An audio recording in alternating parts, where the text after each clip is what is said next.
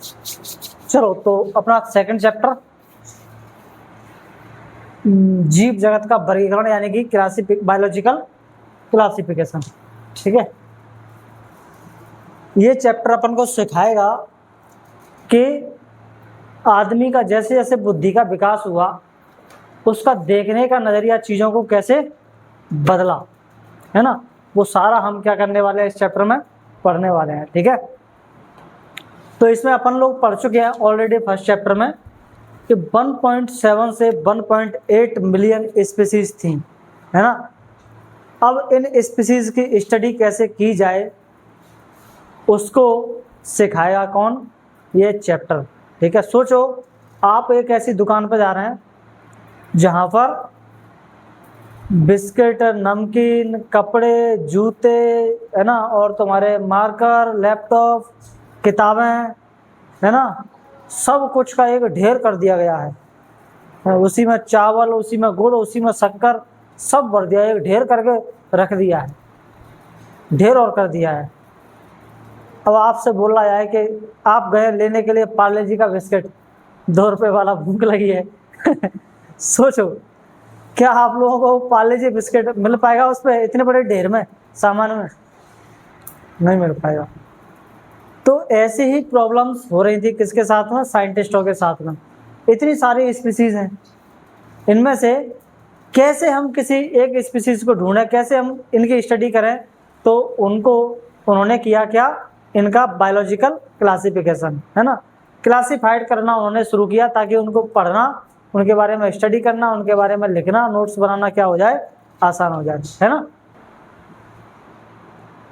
एक छोटी सी डेफिनेशन लिखेंगे आप लोग यहाँ पे क्लासिफिकेशन के नीचे, वैसे तो लिख लो थोड़ा सा, है लिखो, एक डेफिनेशन लिख लो क्लासिफिकेशन के नीचे है।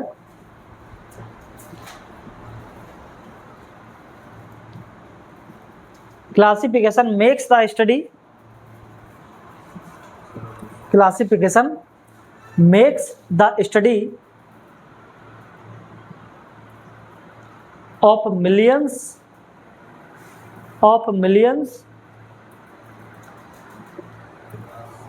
millions of diverse organism,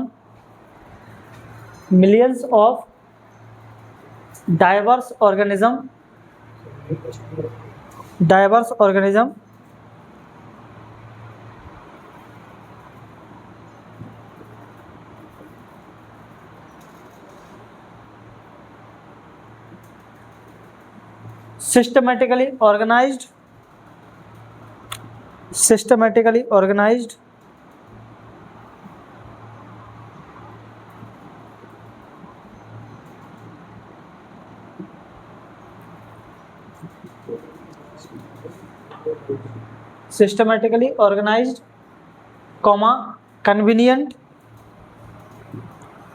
convenient and easy to understand,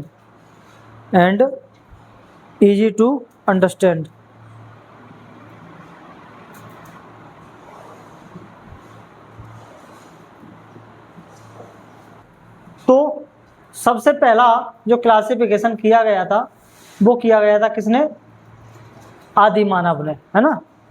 जब शुरुआत में मनुष्य थे जिनको समझ बहुत कम थी, उस समय अर्ली मैन थे, अर्ली मैन ने सबसे पहला क्लासिफिकेशन दिया था, और इनका क्लासिफिकेशन कैसा था, नॉन साइंटिफिक, है ना, कोई यहाँ पे साइंटिफिक क्लासिफिकेशन नहीं था, based on uses of organism, किसके बेस्ड पर था, ऑर्गेनिज्म के यूजेज के बेस्ड पर, है ना। तो जैसे बोलो क्या खाते हैं, कहाँ रहते हैं, क्या पहनते हैं, सुरक्षा के लिए क्या यूज करते हैं, ट्रांसपोर्ट के लिए क्या यूज करते हैं, और others medicine, gums, spices, resins और ईटीसी, है ना, इनके बेस पर इनका क्या था, पहला क्लासिफिकेशन इन्होंने किया था। ठीक है, इनका यूज ही तो करते हैं इन सब चीज़ों का। ठीक है, तो based on uses of organism, किन चीज़ों का इस्तेमाल कर रहे हैं उसके बेस पर इन्होंने क्या किया था, इसका क्लासिफिकेशन किया था। तो ये केवल हमारी मूल आवश्यकताएं थी, देख लो सारी की सारी, है ना, फूड हमारी मूल आवश्यकता थी, है ना, फंडामेंटल हैबिट वो, और शेल्टर, रहना, कपड़ा, सुरक्षा, ट्रांसपोर्ट, अदर्स, ये सब हमारी क्या है, मूल आवश्यकता है ना, फंडामेंटल नेसेसिटी है। इन्हीं के बेस पर इन्होंने क्या किया था, क्लासिफिकेशन दिया था।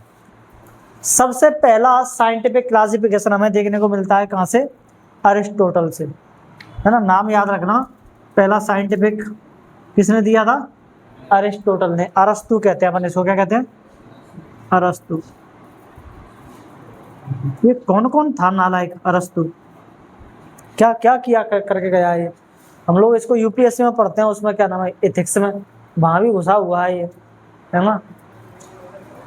और यहाँ बायोलॉजी में भी घुसा हुआ है अरस्तु।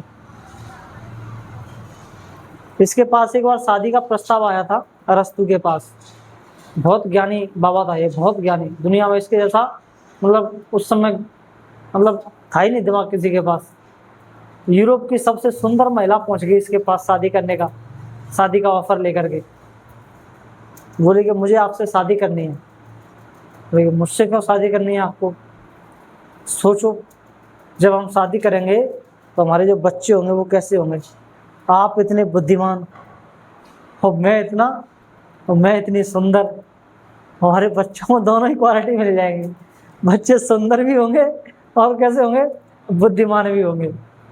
तो अरस्तु ने कहा भाई दीदी तुम जाओ यहाँ से, मुझे नहीं करनी शादी वादी, है ना। तो उसने उसका शादी का ऑफर क्या कर दिया था, ठुकरा दिया था। ऐसी कहानियां हमें पढ़ने को मिली इसके बारे में जब यूपीएससी की तैयारी कर रहे थे जब अरस्तु के बारे में। अरस्तु को मारा गया था जहर का प्याला दे करके, मरा नहीं था ये, क्योंकि ये तार्किक व्यक्ति था, दिमाग लगाता था, और उस समय शासन होता था चर्च का। चर्च से पंगा ले लिया इसने, चर्च का मतलब समझ रहे हो, भगवान से पंगा ले लिया इसने। अगर तुम भगवान के खिलाफ कुछ भी एक शब्द बोल दो तो तुम्हारा यहीं पर मर्डर कर दिया जाएगा, है ना।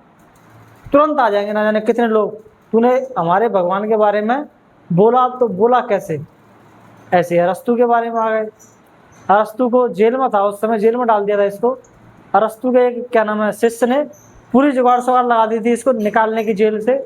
जेल के अधिकारियों से सबसे इसने छांट गांठ कर ली थी। अरस्तु के पास बोला कि आपकी जान जाने वाली है ना, मैंने पूरे प्रबंध कर लिए हैं, तो मैं बचा सकता हूँ मैं।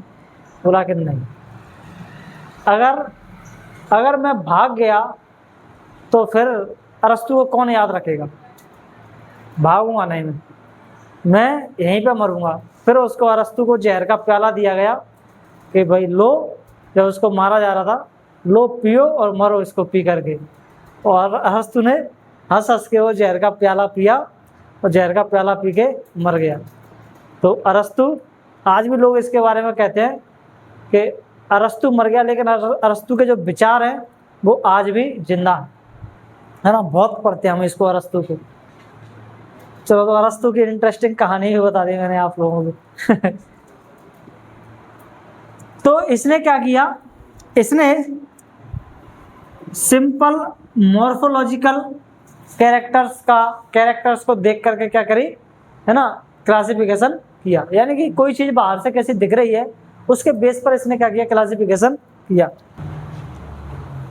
प्लांट्स को इसने अलग कैटेगरी में डिवाइड कर रखा था। इसने हार्ब्स, श्रब्स और ट्रीज, इन तीन में प्लांट को क्या कर दिया था, डिवाइड कर दिया था। कि पेड़ पौधे जब इसने देखे तो इसको कुछ ऐसे पेड़ पौधे देखे, कुछ बहुत छोटे और मुलायम थे, उसको इसने क्या कह दिया, हर्ब्स कह दिया। क्या कह दिया, हर्ब्स, जैसे घास समझ लो, है ना। श्रब्स, घास से थोड़ा बड़ा, झाड़ियाँ टाइप की, ज़्यादा बड़े नहीं, झाड़ियाँ टाइप की, है ना, वो भी मुलायम ही होती हैं, बहुत ज़्यादा हार्ड नहीं, लेकिन इससे थोड़ी सी हार्ड, है ना। तो उसको इसने क्या कह दिया, झाड़ियाँ कह दिया, यानी कि श्रब्स कह दिया। और उससे जो बड़े देखे एकदम हार्ड और बड़े बड़े, उसको इसने क्या कहा, वृक्ष कहा। तो देख के ही इसने क्या कर दिया, प्लांट्स को क्लासिफाइड कर दिया कि हर्ब्स हैं, श्रब्स हैं और ये ट्रीज हैं, ठीक है। उसके बाद इसने एनिमल्स का क्लासिफाइड कैसे किया, क्लासिफिकेशन, इसने इनेमा और अनेमा, है ना, यानी कि किसी में ब्लड है या नहीं। रेड ब्लड जिस एनिमल में है उसको इसने क्या कहा, इनेमा। और रेड ब्लड जिस एनिमल में नहीं है उसको इसने क्या कहा, अनेमा। ठीक है, तो ये किसका क्लासिफिकेशन था, अरस्तु का क्लासिफिकेशन था। ठीक है, उसके बाद एक और भाई साहब आते हैं लीनियस, अपना टू किंगडम लेकर के। अच्छा, इसने यहाँ पे इसने किंगडम नहीं कहा है इनको, बस इसने प्लांट और एनिमल दो कैटेगरी बना दी थी। ठीक है, फिर इसने बनाया था क्या, किंगडम, है ना। इसने नाम दिया इसका टू किंगडम। ठीक है, एक प्लांट किंगडम और एक एनिमल किंगडम। इसने यहाँ पे इनको किंगडम नहीं कहा था। टू किंगडम सिस्टम किसने दिया था, लीनियस ने। ठीक है, पहला टू किंगडम सिस्टम, एक इसने बना दिया प्लांटे किंगडम, एक इसने बना दिया कौन सा, एनिमलिया किंगडम। प्लांटे में प्लांट्स को रखा, एनिमलिया में एनिमल्स को रखा। लेकिन इनका इसका जो मेन क्राइटेरिया था रखने का वो था सेल वॉल। क्या था, सेल वॉल। किसमें सेल वॉल है और किसमें सेल वॉल नहीं है। ठीक है, इसके बेस पर। तो इसमें जरा एग्जांपल में लिखना, एग्जांपल में लिखो जरा यहाँ पे, जिम्नोस्पर्म, एंजियोस्पर्म। ठीक है,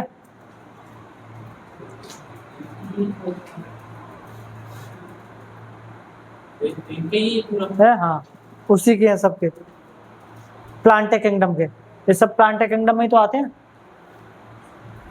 इसमें लिखना आप लोग प्रोटोजोआंस,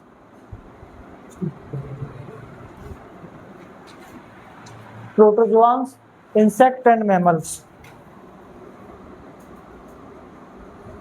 इंसेक्ट एंड मैमल्स। ठीक है, प्रोटोजोआंस, इंसेक्ट एंड मैमल्स। चलो क्वेश्चन बताओगे मेरे को कुछ,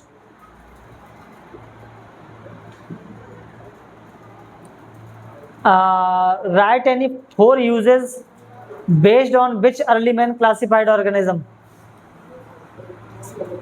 है ना। जो तुम्हारा अर्ली मैन था, सुनो question, write any 4 uses based on which early man classified organism, यानी कि आदि मानव ने जो ऑर्गेनिज्म को क्लासिफाइड किया था उसके 4 यूजेस बताओ, कौन कौन से यूजेस के बेस पर किया था।